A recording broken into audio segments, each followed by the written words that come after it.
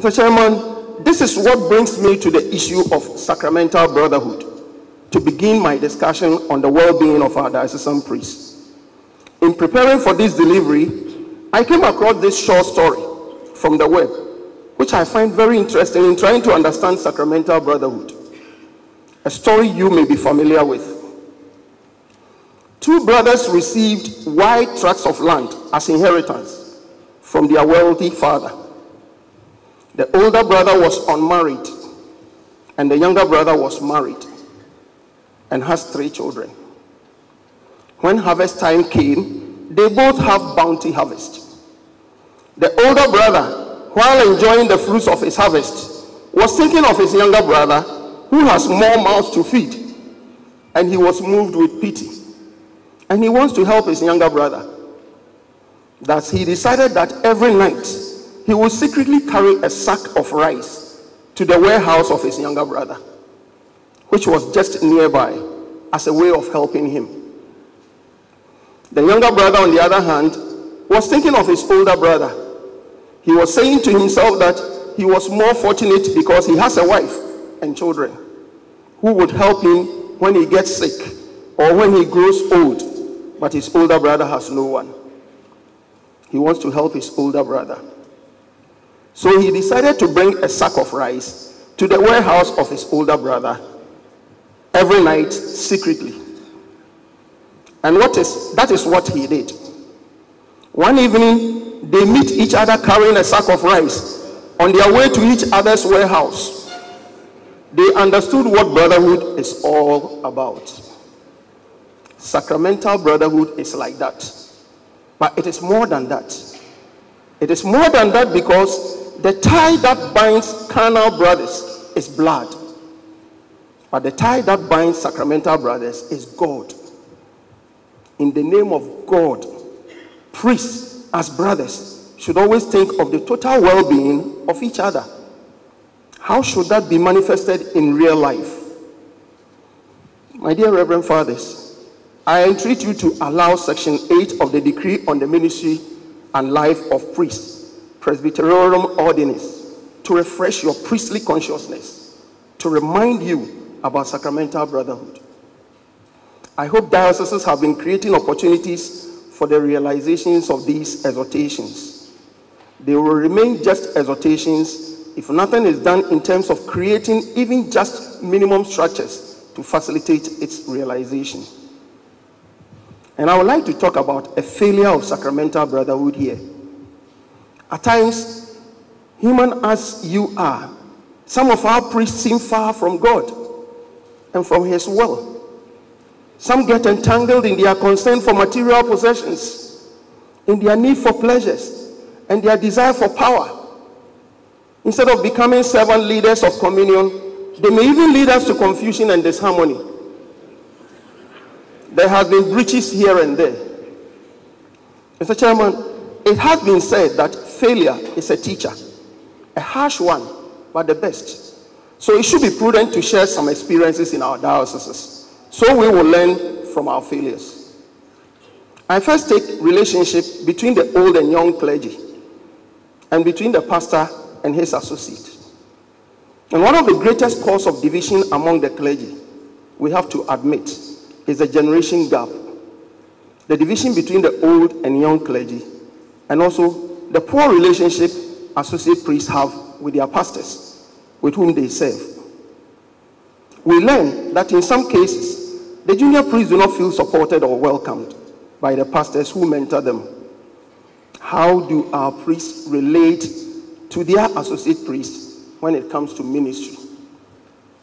How do they share ministry? Is it that the associate priest's job description is restrictive, and that he only ministers at the outstations and the remote areas till he is matured in years to say mass at the main stations? Is there a row over the sharing of goods? Do they share a meal together, or that meals are taken in turns in the same rectory? Is it a question of, you can't use this car, but I can use it? Or that there is no money for your car maintenance now, but I can have that anyway? Is it true that in some cases, there is a withholding of someone's stipend for some reason? Can life at the rectory be so dictatorial as to create social infractions and emotional pain? We expect that the young clerics promote priestly vocations. Young priests are the most likely to serve as the first line recruiters to attract other young men. But in this case, bad morale can't be fertile soil for encouraging others to join the ranks. On the other hand, some associate priests could be very divisive. They tell the story to make the pastor look bad in the eyes of parishioners, because they may not seem to have their way, or that they may want to draw attention to themselves. We could have situations where the laity, exposed to the ministries of Father Junior and Father Senior, will often comment that it is like beholding two different churches or religions in terms of preaching style and content, in terms of confessional or counseling process. A true brother is not a competitor, but a gift in the shared ministry. There is no need to be threatened or to be, there is no need to be threatened or to be threatening in the ministerial field. If one is ready to offer one's life for the flock, and therefore also for his brother priest, then all these generational problems between them could be overcome. How do we eliminate this segregation? On relationship among priests in general, Mr. Chairman, sometimes lack of fraternity among fellow priests becomes so glaring that it leaves much to be desired. We can have situations where fellow priests may not be on talking terms for reasons known to themselves. That becomes serious if they share a rectory. As humans, some of our priests indulge in gossips, speaking bad things about others. Needless to say, this only creates distrust and division, which eventually destroys harmony. We are talking about the welfare of our priests. Our Holy Father describes gossiping as terrorism, and he listed this as the #1 failure of sacramental brotherhood in his New Year resolution for 2014 when he addressed the curial staff. The Pope said, and I quote, he told the superiors, "Please, don't let the terrorism of gossip exist among you. Throw it out. Let there be fraternity. And if you have something against your brother, tell him to his face." Sometimes it might end in fisticuffs. That's not a problem. It's always better than the terrorism of gossip, unquote. So I say, wow, fisticuffs is even preferable to gossiping. Closely related to gossiping are sheer envy and jealousy, which I need not belabor. It is more pronounced when it comes to appointments and reshuffling of priests. Mr. Chairman, I just want to remind my indispensable Reverend Fathers that forging bonding among themselves provides security and carries away the weaknesses, frustrations, and stress associated with their workload. Sharing is golden, as sharing is caring. Ideas and plans are often hashed and shared easier at table and in an informal way. This can only be realized if we are together and one. Socialization is worth more than wealth and material things. And that is why it takes a priest to drive many kilometers to visit his colleague, not for a meeting, but to chat and socialize, to build bonds and to de-stress. It is not a waste of fuel. It is worth it. It is part of promoting regenerative health. Worse than the hotel scenario is a priest living alone.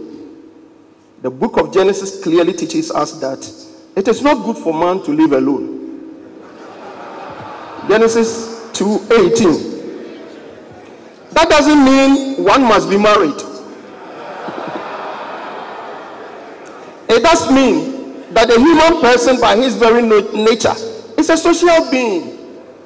All too many priests are quite content to live alone, which opens the door to the development of all kinds of personality disorders. Call it alcoholism, sexual issues, and narcissism. Left to me, no bishop should ever permit a priest to live alone. It is a recipe for disaster. Isolation causes unhappiness. We are meant to be connected with others. Solitary life, they say, is miserable. May I remind you that the tie that binds sacramental brothers is God. Thus, without this communion as source, it will not be only difficult, but impossible. And I quote, communion represents both the source and the fruit of mission. Communion gives rise to mission, and mission is accomplished in communion, unquote. Mr. Chairman, priests who are chosen among men and ordained to minister to men and not angels cannot pursue their ministry without developing a relationship with the laity. Both priests and the laity must develop and maintain a healthy relationship with mutual respect for each other. Priests are spiritual directors and shepherds, so they must be available, approachable, and accessible to the laity. They must develop and maintain a kind of relationship that will command respect and filial trust from the laity. Sometimes, some priests tend to forget that lay people, by virtue of their baptism, are sharers of the threefold mission of Christ and must be encouraged to do so. Sad to say, they kill initiatives, they insult and disregard and make it look like if anything has to be done, the priest must have given the permission. Mr. Chairman, I would like to assure our priests that if they build great relationships with the lay people and bring them to understand their role as spelled out in Evangelii Nunciandi and other documents, they will also take good care of them and give all they have in support of the mission of the church. Our priests know this very well. The relationship must be more human-centered rather than job-centered. When it comes to providing for the material needs of the priest, our lay people are fantastic. But the key is establishing the right human relation and being there for them. Making time to listen to their concerns. Being considerate in your expressions, how you attend to their needs, even though you may not have what they may be asking for. Making your own needs known to them. Ensuring information flow and being transparent with the use of the resources they help you to generate. If these are done, I believe no rational human being in a parish will think of rallying people and threatening mayhem because the priest has to leave. Our actions as priests usually constitute triggers for insurrection. You only fight with the lay people if you go still in knowledge.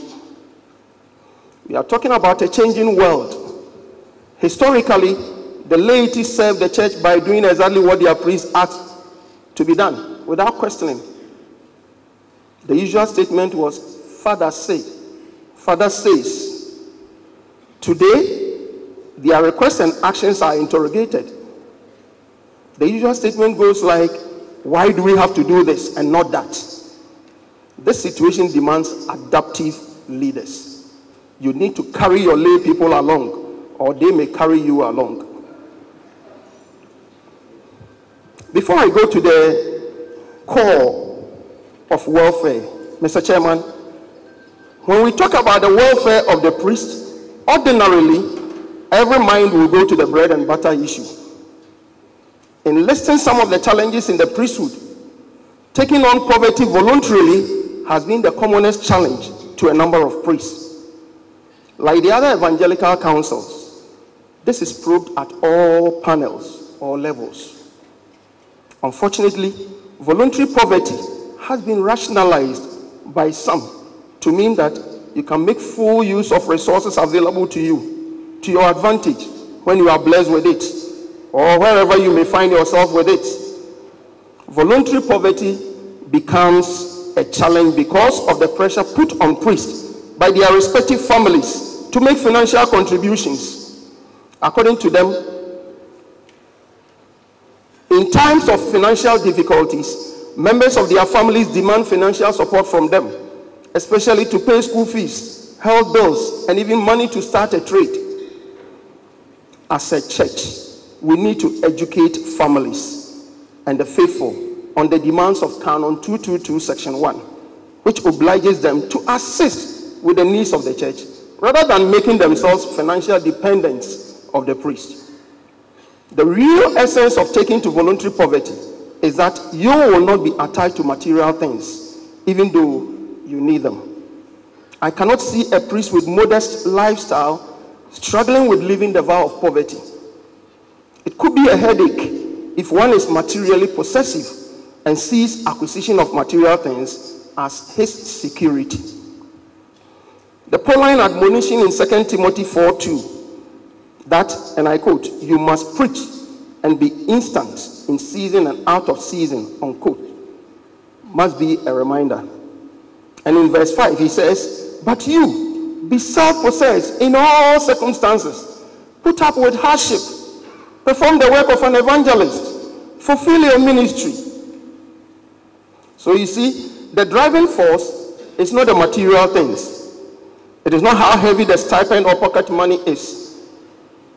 Material things cannot spell a condition for our ministry. Pastoris Double Vorbis says, "I will give you shepherds after my own heart, a priest after my own heart." You are the quality of the priest you possess. On this basis, there is no way we can deny our people with the feeding of the word of God and the sacraments. The sacrifices and services of our priests are invaluable and priceless. And that is why even the Bank of Ghana cannot pay them. That is why the comparison of the services of the priest with other jurisdiction or profession is flawed. This does not mean that the church should not show gratitude to them. What is given to the priest is just a token of appreciation. Having said that, we would love to see our fathers living well, with a desired shelter, clothing, and food, and the enabling environment for ministry. The time has come for the church in Ghana to take a more serious view of how she caters for her diocesan priests. The challenging economic times make this issue more compelling, and something has to be done to put their minds at rest before the situation starts dictating actions that our priests, human as they are, should take to survive. We may not want them. Already there are some signs observed, but I believe we will not want to tackle the symptoms. We have to tackle the root cause.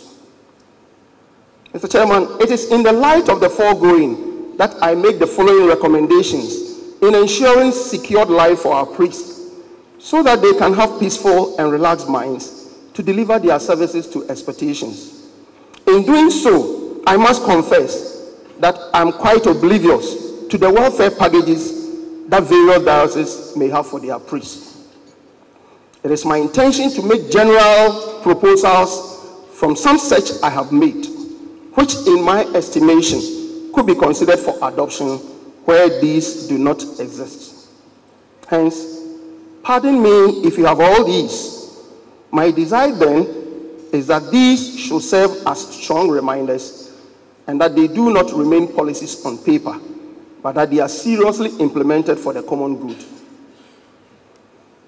In starting with my recommendations, I want to talk about easy access to the bishop as a welfare matter.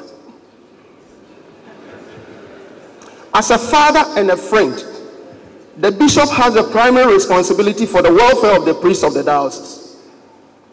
Although some issues will need to be referred to other people in the diocese duly delegated to act in the bishop's name, it is important that all priests of the diocese have open access to their bishop, who is already ready to meet and communicate with them as individuals. Insofar as his commitments allow, it should be the wish of the bishop to be available for social time with priests. He will be happy to be invited to dinner, clergy, social events, as well as taking further initiatives of his own. I presume that the bishop regards his pastoral visitation of parishes as an especially valuable opportunity for spending time with his priests. I know that priests prepare very well to welcome their bishop for pastoral visits and make sure he has a comfortable stay. I wonder whether they take advantage of such visits to create time to discuss their priesthood career and some personal concerns they might have. I encourage them to do so. My revered priest, I believe that you are in charge when the bishop visits you, and you can make it happen if you want to. You should find this more important than the euphoria you spend time to create during such visits. The dean and the deanery. The deanery should be a key setting for the mutual care and support of clergy. The dean has a central role in the pastoral care of the clergy, and particularly in reaching out to and seeking to include those priests. I know a lot of them are very, very reactive. They only attend to situations when they are reported to them. But I would like to recommend that they reach out, find out what is happening with every priest within your deanery. Neighboring deans and deaneries should work together when appropriate. The dean should seek to promote fraternity and friendship among the clergy of the deanery, and to develop a real sense of mutual concern, support, and cooperation among them. And this should include informal social events. The dean's own personal knowledge of and care for each priest and deacon is a central and essential dimension of his role. Priestly fraternity. All ordained ministry is by nature collegial. Friendship and fraternity among priests is perhaps the most important and fruitful way to support one another through the joys and the hopes, the griefs and the anxieties of priestly life and ministry. Gaudium et Spes.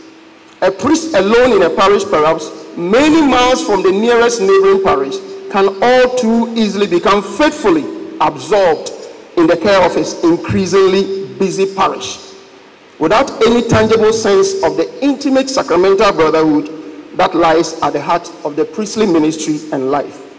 Practical expressions of priestly fraternity, shared hospitality, and mutual support are strongly encouraged. Prayer on the scripture readings for the following Sunday. Times of prayer together could well be linked with opportunities for shared hospitality and recreation. I would like to touch on diocesan clergy welfare group. A diocesan clergy welfare group may be established to advise the bishop regarding clergy welfare, and I suppose a lot of dioceses will have this. It will monitor aspects of practical care for all clergy, including those currently unable to work, those in financial need, and those no longer holding an office. Pastoral appointments. I presume that the bishop makes appointments to parishes and other ministries only after personal discussion with the priest involved. It is recommended that enough time of notice is given once a new appointment is decided. It is also important that the priest's job description is discussed when being appointed for a duty. The appointment should indicate areas of focus and the required benchmark specified. If there is no dialogue in the appointment, we lose valuable feedback for progress. The appointee unwillingly accepts it without word in the name of obedience. That is not to say that we cannot make an appointee unwillingly accept an appointment after listening to him. At least allowing him to express his thoughts, and thereby knowing what his thoughts are, will be more humane. In the case where the priest is sent for study or on a mission abroad, it is important that serious follow-ups are made to ensure that he has access to the tools in need and that his welfare is taken care of.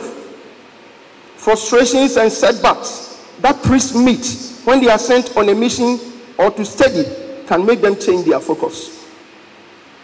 Days off and holidays.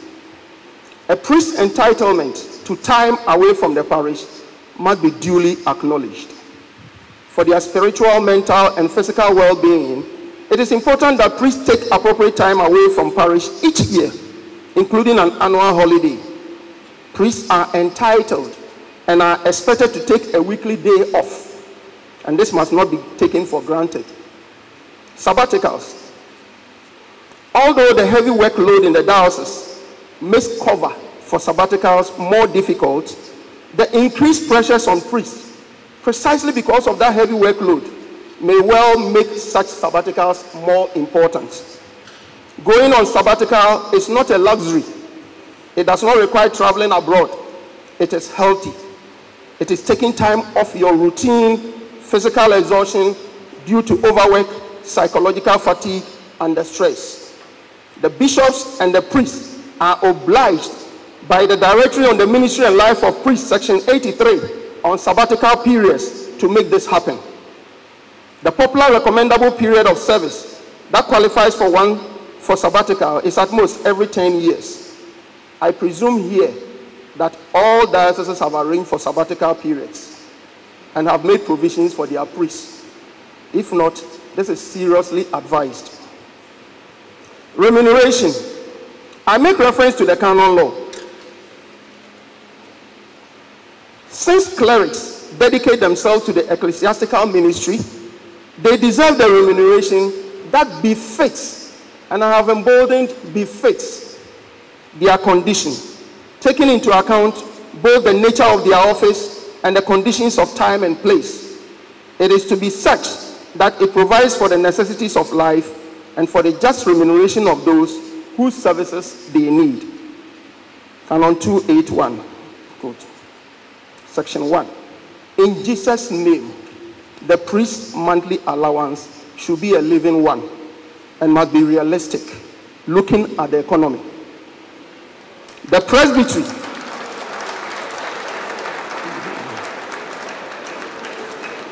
The presbytery, senate, or consultors should find a way to dialogue with the bishop on this issue. It should not be, we don't have the money. It should be, we have to find the money. Mr. Chairman, I hear that beside the across-the-board monthly allowances given to priests by the diocese, we have situations where priests within the same diocese receive varying levels of income, depending on their locations and the nature of activity they may be involved in. A number of our priests are located in parishes and rectorates, and they are supported in various ways by the faithful. Some are in various institutions, church and public, where they earn salaries or allowances, while others are working in offices where virtually nothing comes to them. The economic environments differ. And I ask myself, where is the equity in the ministry? This inequity could be a source of great concern. It could be the reason for complaints by priests when it comes to appointments and reshuffle. It could be a reason for a strive for personal and future security as part of preparation for resignation. It has the potential to kill sacramental brotherhood. I will advocate a pool scheme, and this I recommend to be created to fund priest allowances so that we all eat from a common bowl. I would also like to remind our priests of the demands of Canon 282 as follows. Clerics are to follow a simple way of life and avoid anything which smacks of worldliness. Goods which they receive on the occasion of the exercise of an ecclesiastical office and which are over and above what is necessary for their worthy upkeep and the fulfillment of the duties of their state, they may well wish to use for the good of the church and for charitable works. Canon 282. Mr. Chairman, permit me to give you a list of what pertains in other jurisdictions concerning remuneration. And I would like to talk about something I call Ministry's Appeal Fund or Retirement Fund for Priests. Once a year, the faithful are to be encouraged by Canon 222, Section 1, to contribute to the ministry's fund. Special collections or contributions are made by all the faithful through their parishes and rectories and institutions into a common fund. It is important that enough education and publicity is made to make this process unique, and the faithful made to understand that they are obliged that they are obliged to do so to support our priests. Our priests must be encouraged to contribute excess goods accruing in their place of work into this fund. The allowances and retirement benefits of our priests are paid from this fund, and any leftover invested for same purpose. The idea, on the other flip side, is to raise a defined amount as seed funding that will provide the foundation for a future pension for priests in the particular diocese. Through the wise investment of this seed money, which is collected every year, we are able to provide for the care of the priests a retirement package that includes a monthly cash distribution for basic living expenses. A retirement committee should be put in place to work out in detail how the priest retirement fund should operate. Christmas and Easter offering. Here, priests will receive a generous Christmas or Easter offering may contribute to the ministry's appeal fund for those priests from much poorer parishes. Any contributions can be sent in confidence to the diocesan financial administrator, and such sums can be paid directly from the collection into the parish account rather than their own.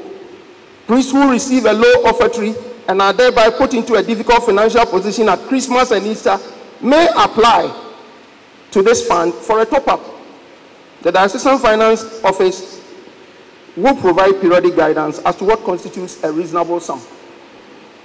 Mr. Chairman, I do not think it would be wrong for the diocese to give a token to priests during Christmas and Easter.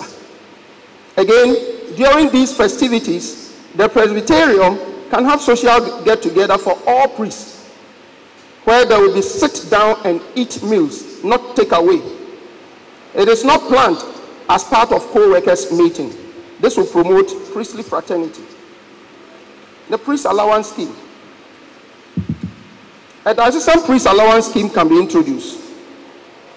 All mass stipends and store fees are treated as parish income, but the priest retains the Christmas and Easter offerings if it is within a ceiling set by the diocese. If the priest's total income, that is a monthly allowance plus Christmas and Easter, comes to less than the amount published annually by the Diocesan Finance Office, the priest may make it up to that amount from parish sources. If the parish is unable to fund such support, the priest should contact the Diocesan Financial Administrator. Priest support funds. Various funds are available for small-scale grants to support priests in particular need. Requests should be directed to either the Diocesan Finance Administrator or the bishop. Let us remember that in all these, if resources are shared equitably, it will be enough for everybody. It will bring unity regarding the ministry and promote church growth. Offertory gifts, mass stipend, and store fees. I learned that offertory gifts are meant for the priest and charity. I'm not sure where the mass stipend and store fees go, but I advocate that the mass stipend and store fees go to the priest also. However, the diocese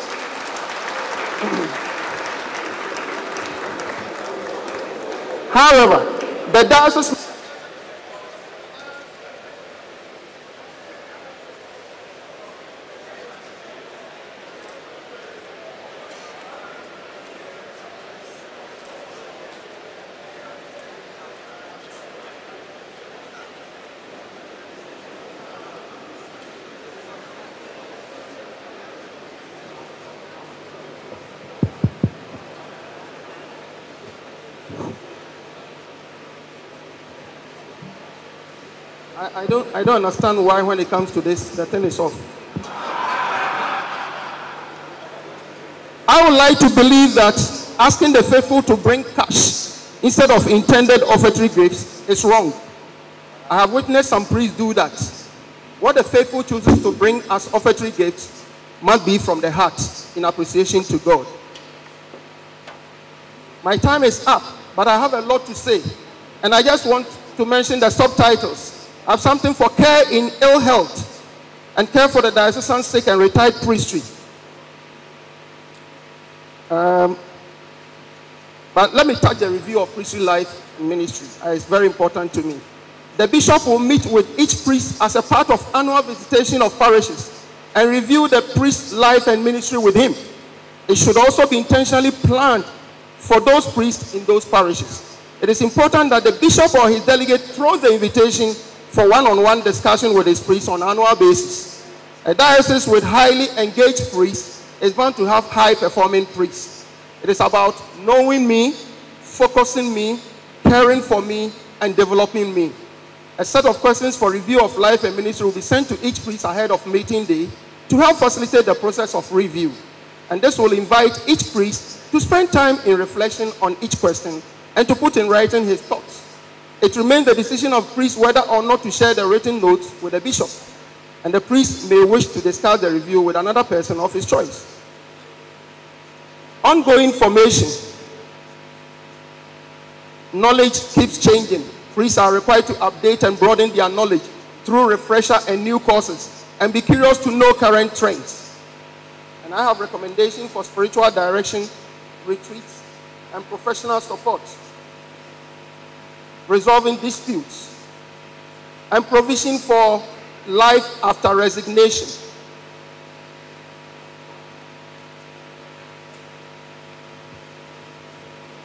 Can I touch accommodation? Okay, I'll leave it to the workshop groups for discussion. I have something for life after resignation and accommodation and all that. Mr. Chairman, to conclude, the welfare of the priests cannot be compromised in any way if the church has to live up to her mission to win souls for Christ. In a rapidly adaptive, changing world where secularism is fast taking roots everywhere and has been successful in persuading young people to abandon their belief in a providential God who calls us to a high moral standard, there is so much work to be done, but the laborers are few. Our priests need the tools for ministry, but also they need a motivating environment to serve as a model of Jesus and to attract more laborers into their fold. We need to take good care of our priests and to accord them the dignity and honor befitting the ministerial priesthood so that they can be shepherds living with the smell of the sheep. The provisions made by our mother church through her teachings and her documents seem to be more ideal than a reality. There is so much work to be done at all levels to realize and live them. In our journey together as a synodal church in communion, let each one be encouraged and be urged to live up to the task and actively participate so that together we can continue the mission of Jesus Christ to bring the good news to the afflicted, to proclaim liberty to captives, sight to the blind, to let the oppressed go free, to proclaim a year of favor from the Lord. May our Blessed Virgin Mary, the mother of priests and the church, intercede for us as we deliberate to secure good conditions of service for our priests. Thank you for giving me the opportunity to share my thoughts with you. God bless you.